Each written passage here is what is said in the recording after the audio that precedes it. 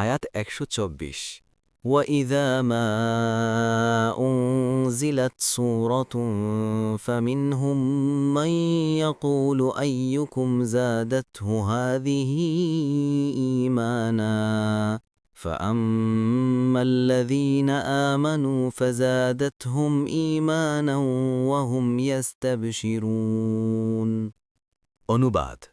আর যখনই কোনো সূরা নাজিল হয় তখন তাদের কেউ কেউ বলে, এটা তোমাদের মধ্যে কার ঈমান বৃদ্ধি করল? অতঃপর যারা মুমিন এটা তাদেরই ঈমান বৃদ্ধি করে এবং তারাই আনন্দিত হয়। তাফসীর ১ নম্বর ফুটনোটের বিবরণ।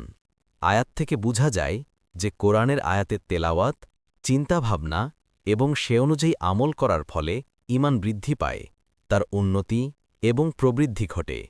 ঈমানের নূর ও আস্বাদ বৃদ্ধি পায়, ফলে আল্লাহ ও তার রাসূলের আনুগত্য করা সহজ হয়ে ওঠে। ইবাদতে স্বাদ পায়, গুনাহের প্রতি স্বাভাবিক ঘৃণা জন্মে এবং কষ্টবোধ হয়। আলী রাদিয়াল্লাহু আনহু বলেন, ঈমান যখন অন্তরে প্রবেশ করে তখন এটি নূরের শ্বেত বিন্দুর মতো দেখা যায়।